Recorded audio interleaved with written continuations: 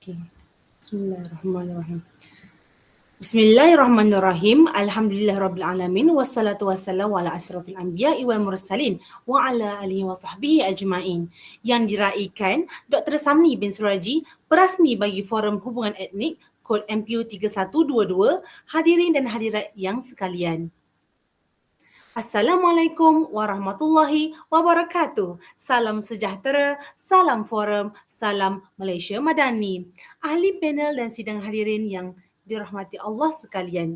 Alhamdulillah, bersyukur kita kehadrat ilahi kerana dengan limpah kurnia dan inayahnya dapat kita bertemu dalam sebuah diskusi ilmiah iaitu Forum Penilaian Usaha-Usaha ke arah Integrasi Nasional berlandaskan unsur-unsur tradisi dalam perlembagaan negara sebagai asas pembinaan jati diri dan bangsa, peringkat Universiti Sains Malaysia pada pagi yang penuh barakah ini.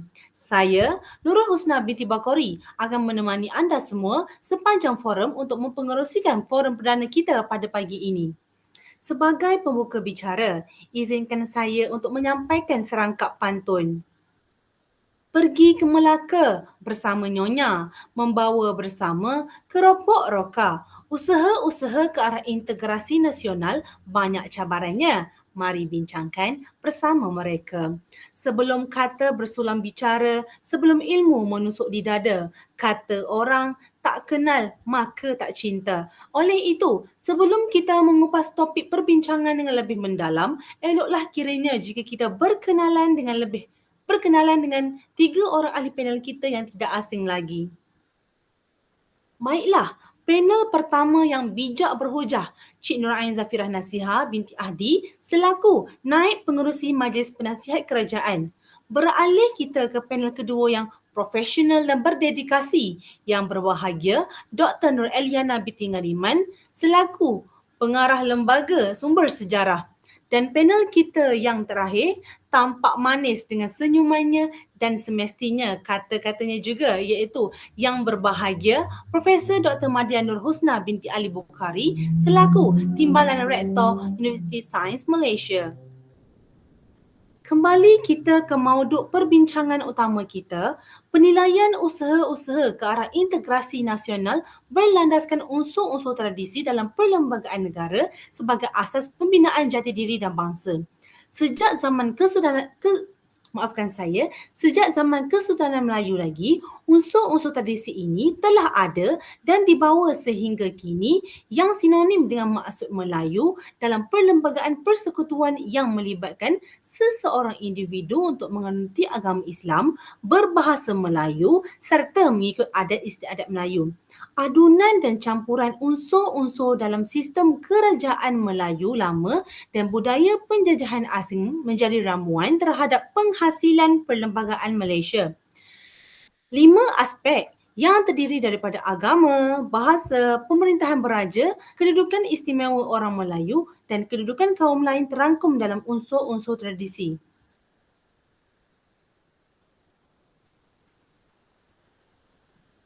Lima aspek ini telah diikat menjadi satu sebagai tunjang dalam membentuk persefahaman dan permuafakatan yang membantu untuk mengangkat martabat negara. Seperti yang kita semua sedia maklum, agama Islam diiktiraf dan menjadi agama rasmi di negara Malaysia seperti yang telah termaktub dalam perkara 3 dalam perlembagaan. Pada pandangan Cik Nurain, bagaimanakah perkembangan agama Islam dalam menjadi salah satu daripada unsur tradisi dalam perlembagaan negara? Dipersilakan. Baiklah, terima kasih kepada saudari moderator kita, saudari Nurul Husna yang cukup bersemangat pada hari ini. Assalamualaikum warahmatullahi wabarakatuh. Baiklah, unsur tradisi dalam perlembagaan negara yang boleh kita kupas adalah berkenaan agama persekutuan. Sebelum mengupas dengan lebih lanjut, kita perlu mengetahui terlebih dahulu dengan jelas berkenaan perkara 3 perlembagaan iaitu yang menyatakan bahawa agama Islam ialah agama bagi persekutuan tetapi agama-agama lain boleh diamalkan dengan aman dan damai di mana-mana bahagian persekutuan. Ini bermakna walaupun Malaysia telah mengisytiharkan Islam sebagai agama rasmi, penduduk Malaysia yang terdiri daripada pelbagai keturunan dan kepercayaan bebas mengamalkan kepercayaan masing-masing. Kebebasan ini membentuk perpaduan yang kukuh antara kaum dan ini telah dibuktikan dengan keamanan yang dikecapi oleh rakyat Malaysia selama ini.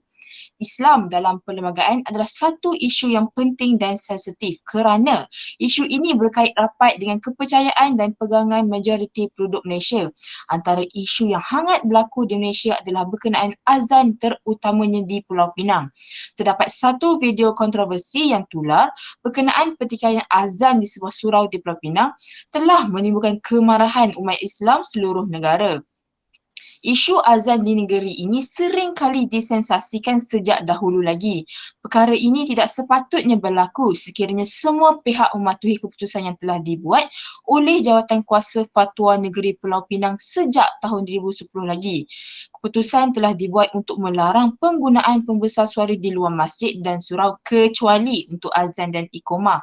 Hal ini bagi mengelakkan gangguan keharmonian dalam kalangan masyarakat berbilang kaum dan agama. Melalui inisiatif yang diambil, perkara ini berjaya mencapai kata sepakat dalam kalangan kaum yang berbeza berkenaan isu azan terutama. Isu azan tersebut yang dibuktikan melalui penerangan Ketua Polis Pulau Pinang Kau Kok Ching iaitu perkara telah diselesaikan secara harmoni dan tiada lagi konflik antara pihak terlibat. Penyelesaian kepada masalah ini amat penting supaya dapat memastikan pembinaan negara bangsa berjalan dengan lancar. Kembali kepada moderator.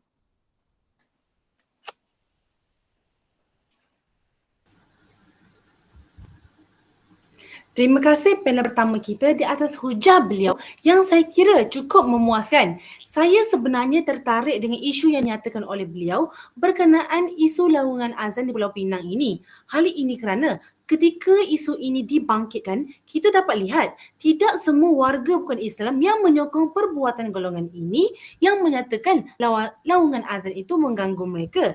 Di sini, saya menyedari bahawa masih terdapat rakyat Malaysia yang masih boleh menghormati dan bertoleransi sesama agama lain tanpa menghaburkan kata prejudis terhadap agama Islam. Menurut panel pertama, adakah unsur tradisi agama Islam sebagai agama rasmi Malaysia ini dapat dikatakan berjaya dan mampu membantu dalam pembentukan negara bangsa? Baiklah, Islam ialah agama bagi persekutuan menyatakan bahawa negara ini mempunyai agama dan menjadi tunjang kepada falsafah atau ideologi negara. Oleh kerana peruntukan ini merujuk kepada Islam, maka keseluruhan peruntukan tersebut perlu dilihat dalam konteks Islam.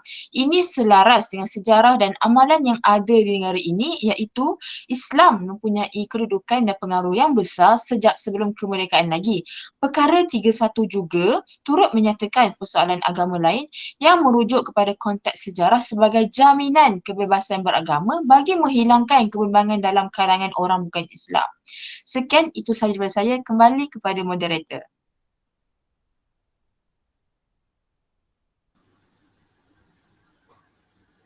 Terima kasih diucapkan kepada panel pertama kita di atas jawapan beliau yang cukup padat dan memberi manfaat. Seterusnya, kita beralih pula kepada panel kedua yang saya anggap cukup arif dan memahami tentang pemerintahan beraja di Malaysia. Pemerintahan beraja merupakan sejenis kerajaan di mana raja menjadi ketua negara. Monarki atau sistem pemerintahan beraja merupakan sistem tertua di dunia. Pada pandangan Dr. Eliana, bagaimanakah pemerintahan beraja dapat menjadi salah satu daripada unsur tradisi dalam perlembagaan negara? Baiklah, terima kasih saya ucapkan kepada saudari moderator kita yang manis dengan senyumannya. Terlebih dahulu, terima kasih saya ucapkan kepada pihak penganjur kerana sudi menjemput diri ini yang tidaklah mempunyai banyak ilmu dan kepakaran tetapi boleh untuk dikongsikan bersama. Baiklah, isu penghinaan dan isu provokasi merupakan antara isu yang kebiasaannya dikaitkan dengan sistem pemerintahan beraja. Seperti yang kita semua sedia maklum, institusi pemerintahan beraja merupakan asas kepada adat dan ketuanan Melayu serta akar atau tunjang dalam pentadbiran negara. Sejak dahulu lagi, raja berkuasa atau berdaulat secara mutlak dalam semua urusan pemerintahan. Namun, semasa kedatangan British di tanah Melayu, kuasa mutlak raja mulai terhad. Pembentukan tanah jajahan British atau kita sebut juga sebagai Malayan Union ditentang dan dibantah oleh orang Melayu, menyebabkan Malayan Union dibubar dan digantikan dengan Persekutuan Tanah Melayu. Pergantian Persekutuan Tanah Melayu ini telah mengembalikan semula kedudukan simbolik dan kuasa Raja-Raja Melayu. Baiklah, pemerintahan beraja semestinya orang akan mengenali dan mengetahui tentang politik terlebih dahulu. Sistem pemerintahan beraja berkait rapat dengan sistem politik. Dahulu sehingga kini, wujud isu ahli politik tidak menghormati institusi beraja. Tahun 2020 dapat kita saksikan kemelut dalam pemilihan Perdana Menteri Malaysia dan peranan yang dimainkan oleh pihak istana dalam memutuskan atau meleraikan pertikaian tersebut dalam proses pentadbiran negara. Kemelut politik kita ketika itu berlarutan dan berpanjangan yang hampir meninggalkan keresahan dalam kalangan rakyat kerana kemelut ini menyentuh soal rationality secara terbuka dalam kalangan ahli politik sendiri. Kematangan rohani atau dalaman yang akan membezakan penghayatan seseorang terhadap tutur kata maupun tindakan yang dilakukan.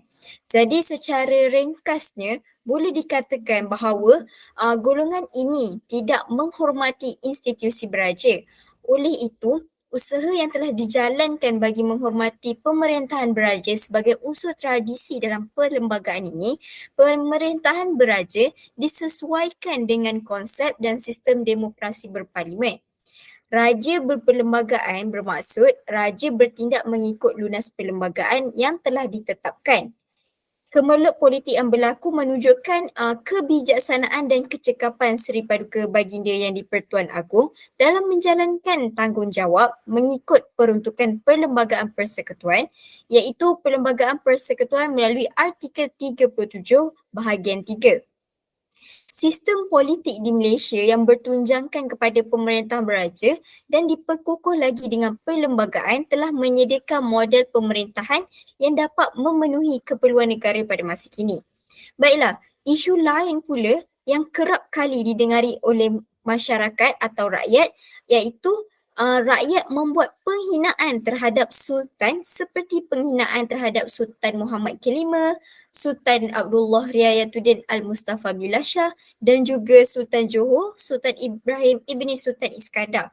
Sebagai contoh, berita terkini baru-baru sahaja Datuk Seri Sanusi Magno iaitu Menteri Besar Kedah telah disiasat berhubung kenyataannya yang menyentuh isu 3R yang berkaitan dengan agama, kaum dan juga institusi diraja. Beliau didakwa menghina dan memperlekehkan Sultan Selangor iaitu Sultan Sharafuddin Idris Shah dalam ucapan ketika berceramah dalam program Anjuran Perikatan Nasional. Pihak Polis Diraja Malaysia iaitu PDRM yang diketuai oleh Ketua Polis Negara sendiri Tan Sri Razaruddin Hussain mengesahkan proses menjalani siasatan ke atas menteri tersebut dengan membuka sebanyak 61 kertas siasatan berkaitan isu 3R ni. Apabila kita lihat di sini, bukan sahaja rakyat ataupun golongan marhain tetapi individu yang berpangkat tinggi juga dalam negara akan dikenakan tindakan jika mereka menyentuh aspek institusi diraja. Kes 3R ini boleh disiasat mengikut kanun keseksaan Akta Hasutan 1948 dan Akta Suruhanjaya Komunikasi dan Multimedia 1998. Hal ini demikian kerana setiap warga negara yang berada dalam negara Malaysia telah berikrar untuk mematuhi lafaz ikrar rukun negara iaitu kesetiaan kepada raja dan negara. Itu sahaja, berbalik semula kepada saudari moderator. Baiklah, terima kasih kepada panel kedua kita. Isu penghinaan institusi raja ini merupakan isu yang tidak sering terjadi. Namun, apabila perkara ini terjadi, ianya sepatutnya mendapatkan perhatian daripada semua pihak. Yang jadi lagi memalukan apabila yang menghina institusi raja ini adalah golongan politician yang sepatutnya menjadi contoh kepada orang ramai. Menurut pandangan doktor, adakah sistem pemerintahan beraja mencapai keberkesanannya bagi mengekalkan unsur tradisi dalam perlembagaan negara? Dipersilakan doktor. Baiklah, sistem demokrasi berparlimen yang diamalkan kini terlaksana selepas Perlembagaan Persekutuan digubal dengan meletakkan syarat-syarat dan membahagikan kuasa pemerintahan kepada 3 bahagian, iaitu perundangan, kehakiman dan juga eksekutif atau kita sebut juga sebagai pentadbiran. Dapat disimpulkan bahawa pemerintahan beraja dalam unsur tradisi perlembagaan ini berjaya dicapai sehingga kini dengan tindakan yang diambil dan dikenakan serta-merta jika terdapat sebarang isu yang timbul. Jadi sebagai rakyat Malaysia, kita mestilah menghormati dan memartabatkan institusi beraja kerana perkara ini merupakan lambang jati diri kita sendiri yang bergerak seiring dengan prinsip kedua rukun negara, saya ulangi semula, iaitu kesetiaan kepada raja dan negara. Diharapkan agar kedaulatan dan kebebasan negara ini dapat dikekalkan secara berterusan. Sekian sahaja daripada saya. Berbalik semula kepada saudari moderator.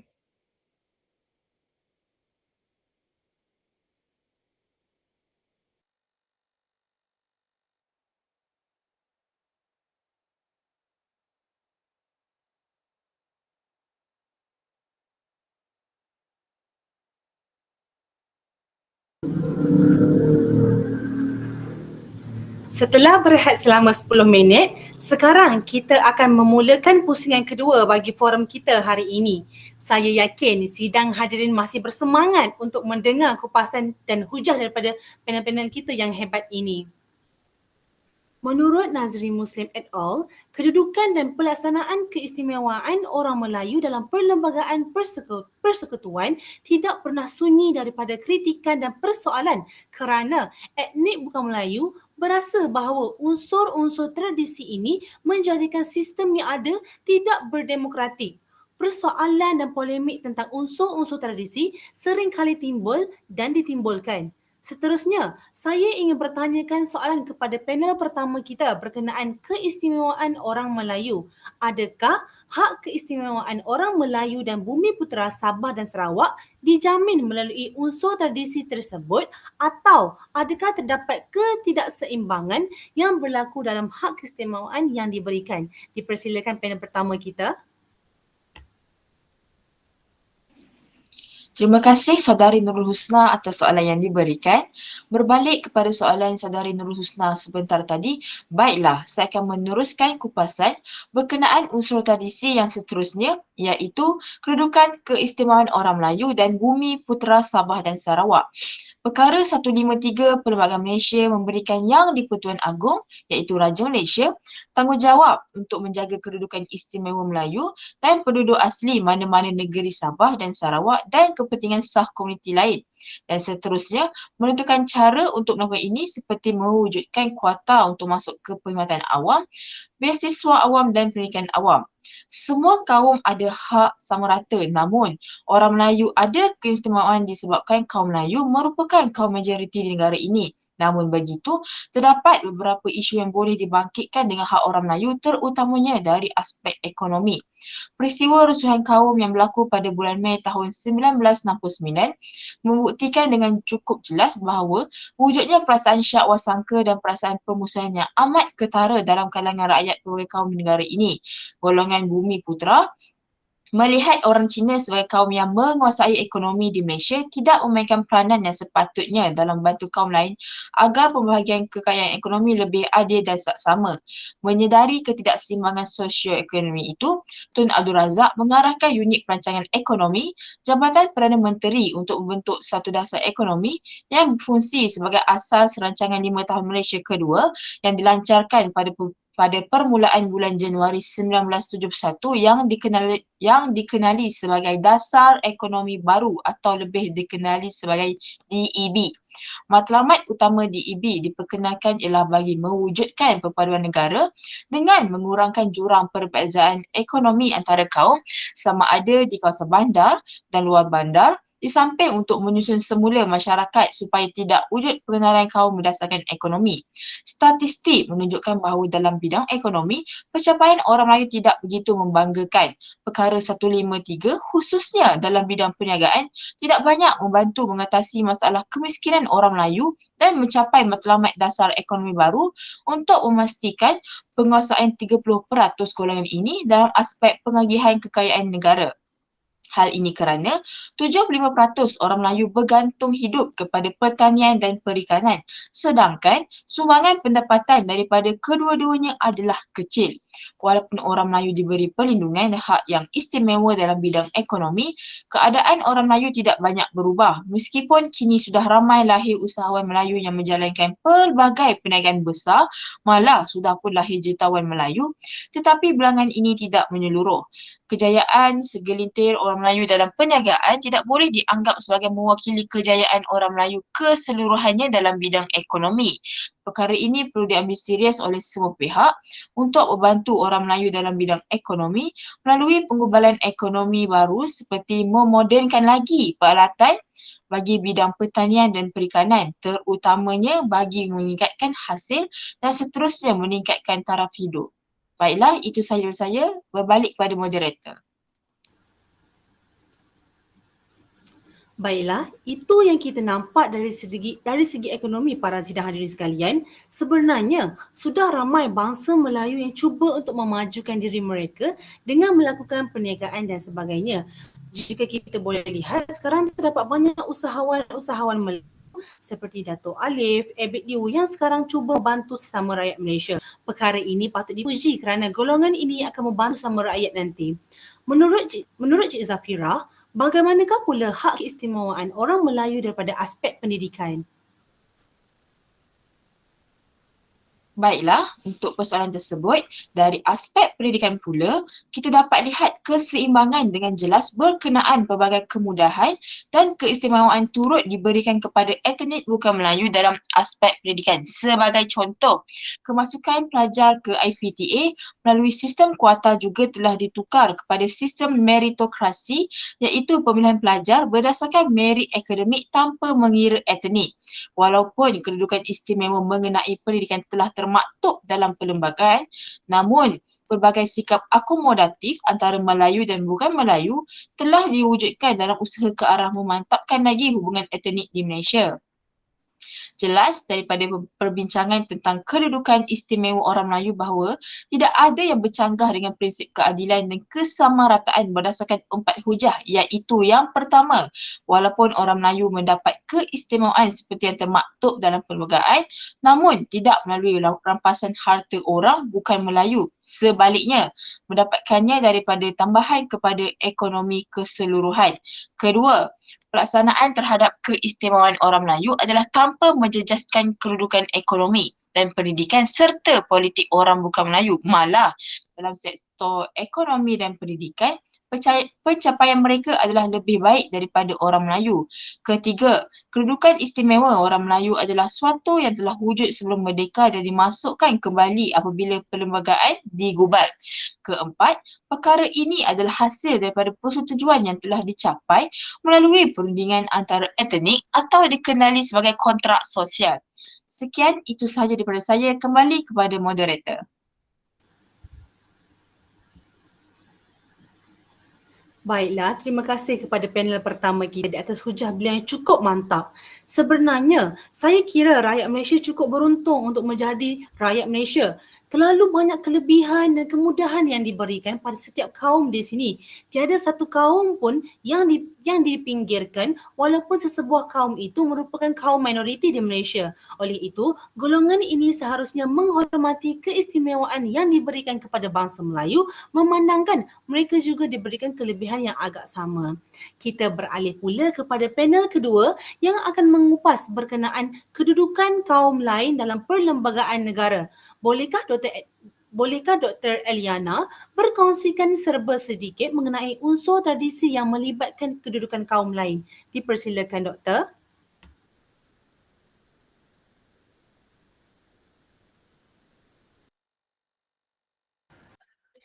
Baiklah, Sebenarnya, unsur tradisi bagi kedudukan kaum lain saling berkait dengan kedudukan istimewa orang Melayu yang telah diterangkan oleh panel pertama kita sebentar tadi.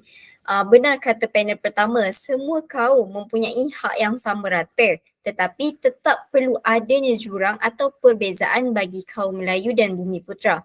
Saya ulang semula, Perkara 153 Perlembagaan Malaysia juga mempunyai kepentingan sah komuniti lain. Hal ini jelas menunjukkan bahawa penduduk bukan Bumiputera tidak dipinggirkan keistimewaan mereka. Mereka juga mempunyai hak yang sah dalam negara Malaysia seperti mana yang telah diperuntukkan dalam undang-undang. Siapa kaum lain ni?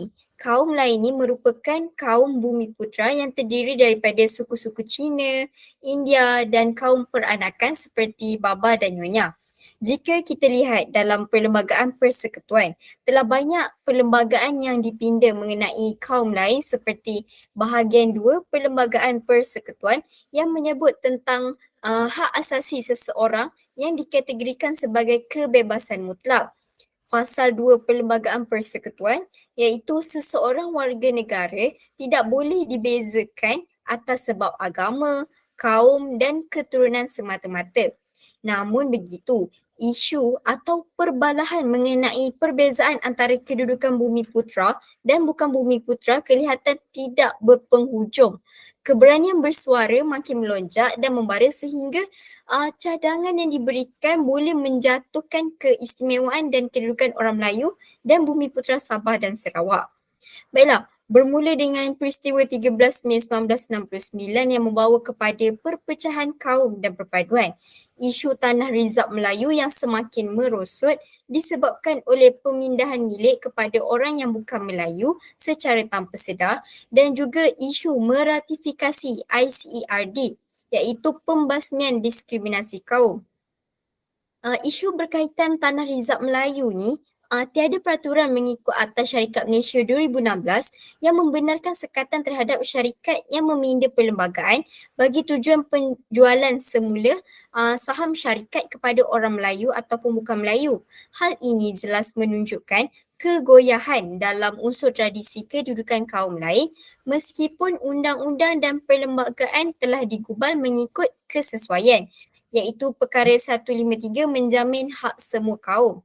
Tetapi masih wujud lagi pertikaian oleh golongan ini terhadap orang bukan Bumiputera dan sebaliknya. Boleh dikatakan bahawa perkara tersebut masih belum dapat berdiri dengan kukuh bagi membentuk integrasi nasional. Pindaan perlembagaan persekutuan juga dilakukan berkali-kali tetapi masih ada sebilangan kecil pihak yang membuat kekacauan dengan mengeluarkan pernyataan yang berbau perkauman. Walaupun perkara tersebut tidak menjejaskan perpaduan negara, perkara itu perlu dititik beratkan kerana seperti pepatah ataupun peribahasa yang kita sering dengar, kerana nila setitik rosak susu sebelanga. Dapat saya simpulkan berkaitan dengan apa yang telah saya nyatakan dengan serangkap pantun. Hendak berlayar ke Teluk Betong sambil mencuba labuhkan pukat. Bulat air kerana pembetung, bulat manusia kerana muafakat. Baiklah, jika kita lihat pandangan terhadap isu tradisi dalam perlembagaan ini iaitu kedudukan kaum lain sebahagian besarnya masih perlu diberi perhatian. Cadangan penambahbaikan yang boleh dilakukan adalah dengan mewujudkan interaksi antara orang Melayu, Bumiputera dan bukan Bumiputera sejak dini.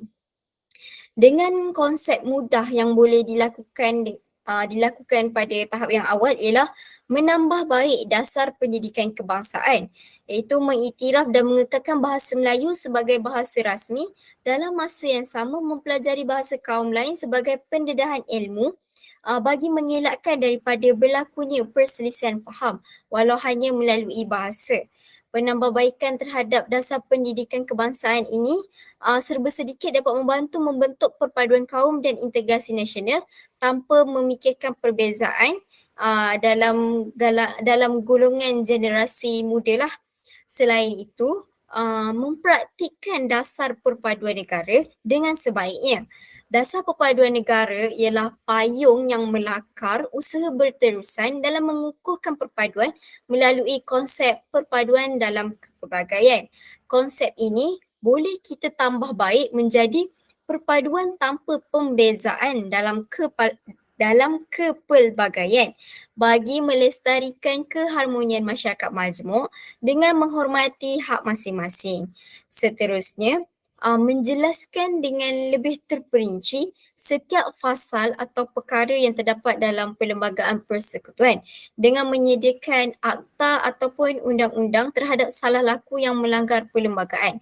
Kesalahan tersebut perlu diambil tindakan dan tidak bolehlah dipandang dengan sebelah mata sahaja dan menganggap bahawa masalah itu tidak akan mendatangkan impak yang besar terhadap negara. Baiklah, akhir sekali, cadangan penambahbaikan bagi usaha yang boleh dilakukan adalah dengan memberi kesedaran dalam pengajaran dan pembelajaran di sekolah dan institusi tinggi terutamanya. Memberi penjelasan dan pengetahuan kepada mereka untuk mengikut, menghormati, menghayati dan mematuhi perlembagaan negara. Hal ini bertepatan dengan pematuhan dalam rukun negara yang ketiga, iaitu keluhuran perlembagaan. Saya akhiri perkongsian saya dengan serangkap pantun. Pergi ke kota membeli selasih, sayang si dara buat halua. Berilah kata simpulan kasih, sulamkan mesra satukan jiwa. Sekian daripada saya, kita berbalik semula kepada saudari moderator.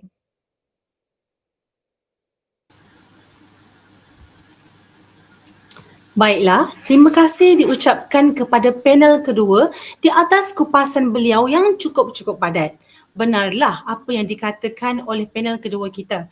Unsur kedudukan kaum lain hampir sama dengan kedudukan keistimewaan orang Melayu, Bumiputera Sabah dan Sarawak kerana kedua-duanya berada di bawah perkara 153 dalam perlembagaan. Namun begitu, kedudukan kaum lain ini juga masih tidak kukuh kerana masih boleh diperbaiki kedudukannya di dalam Malaysia.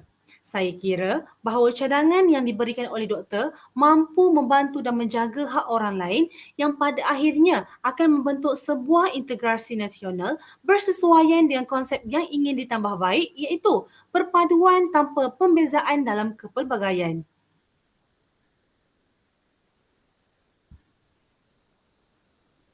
Baiklah, maaf ada masalah teknikal.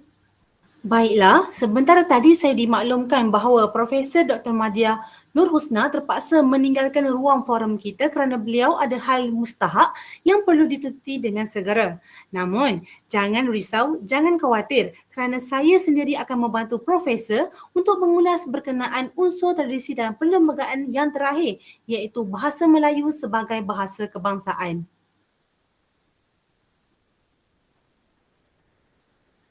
Telah diletakkan taraf bahasa Melayu sebagai bahasa kebangsaan adalah untuk menyatupadukan semua kaum bagi membentuk sebuah negara yang harmoni dan aman melalui satu bahasa yang sama.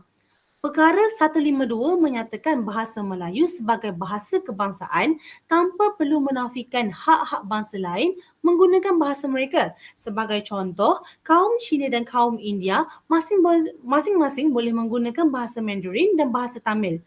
Perkara 152 ini juga melindungi bahasa-bahasa lain dan seterusnya memperuntukkan bahawa tiada sesiapa pun boleh dilarang atau ditahan daripada menggunakan atau mengajar atau belajar apa-apa bahasa lain.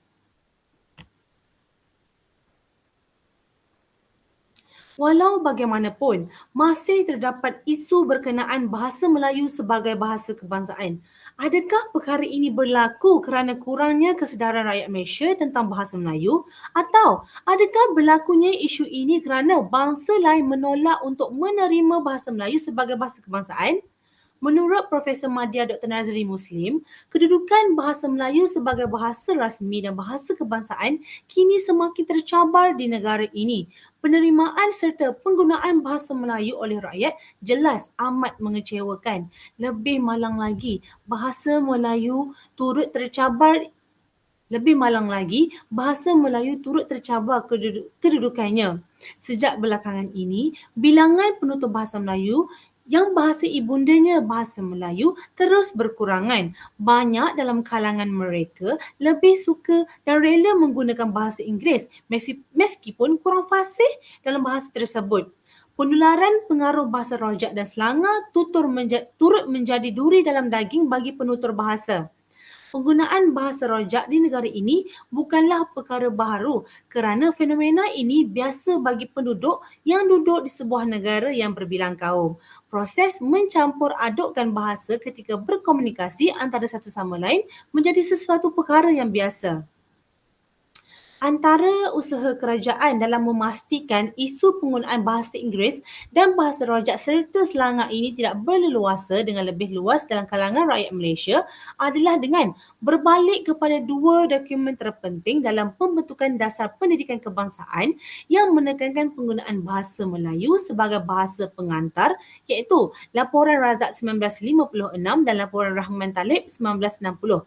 Bukan itu sahaja, dasar terkini iaitu memartabatkan bahasa Melayu, memperkukuhkan bahasa Inggeris MBM-MBI yang mula dilaksanakan menunjukkan usaha yang bersungguh-sungguh oleh pihak kerajaan mengangkat kedudukan bahasa Melayu seperti yang termaktub dalam Perlembagaan Malaysia. Walaupun usaha-usaha ini telah dilakukan, namun penggunaan bahasa Inggeris dalam kalangan rakyat Malaysia semakin membarah. Penggunaan media sosial, syarat kelayakan untuk bekerja dan sebagainya kebanyakannya menyokong penggunaan bahasa Inggeris dalam kalangan rakyat Malaysia. Perkara 152 menyatakan bahasa Melayu sebagai bahasa kebangsaan, namun akta ini tidak memperuntukkan sebarang provisi penalti terhadap sesiapa yang mencabul bahasa atau yang tidak mengamalkan penjiwaan bahasa. Malah, jika terdapat penggunaan bahasa-bahasa yang salah pada iklan papan tanda, Dewan Bahasa dan Pustaka misalnya tidak dapat berbuat apa-apa melainkan menasihatkan pihak yang berkenaan. Akta Bahasa Kebangsaan 1963 merupakan tulang belakang bagi bahasa Melayu. Hakikatnya, ini mungkin benar, tetapi pada pengertian khususnya, akta ini hanya bersifat deklaratori, yakni menyatakan apa yang sudah jelas dan nyata daripada hal bahasa Melayu itu. Sebaik-baiknya, beberapa pindaan harus dilakukan dalam usaha memberi sedikit kuasa penguatkuasaan kepada satu-satunya agensi bahasa di negara ini, iaitu Dewan Bahasa dan Pustaka.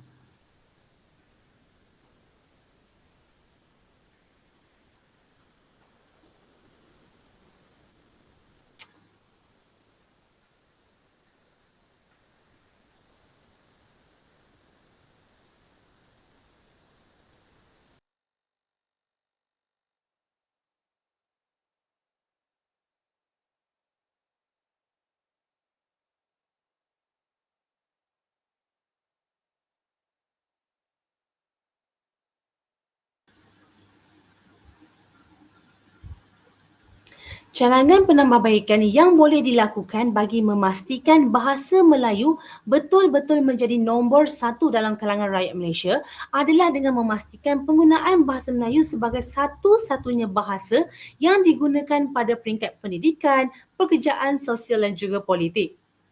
Perkara ini memerlukan kerjasama semua rakyat untuk bersama-sama menjadikan bahasa Melayu sebagai sebuah bahasa yang setanding dengan bahasa lain di peringkat global.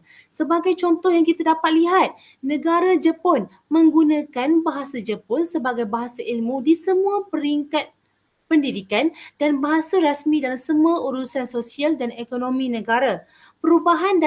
Perubahan drastik dalam pemerintahan Meiji telah merevolusikan bahasa Jepun sebagai alat kemajuan dalam bidang sains dan teknologi dan sistem pertahanan negara. Jepun telah menempa kejayaan dalam sektor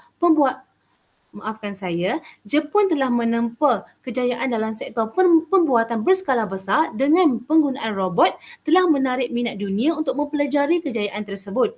Ekoran daripada itu, bahasa Jepun juga telah menerima permintaan yang tinggi dalam kalangan penuntut dan orang awam untuk mempelajarinya. Oleh itu, saya percaya bahawa sekiranya bahasa Melayu diangkat menjadi satu-satunya bahasa yang digunakan di Malaysia, Malaysia juga dapat membentuk negara bangsa seperti negara Jepun.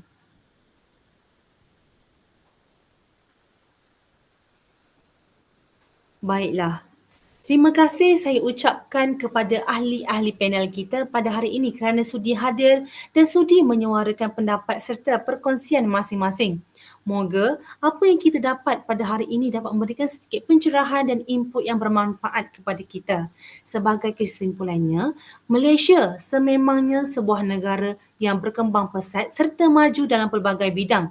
Namun, perlu kita lihat dan peka bahawa kemajuan dan pembangunan negara Malaysia mempunyai perlembagaan negara yang berdiri kukuh di belakangnya.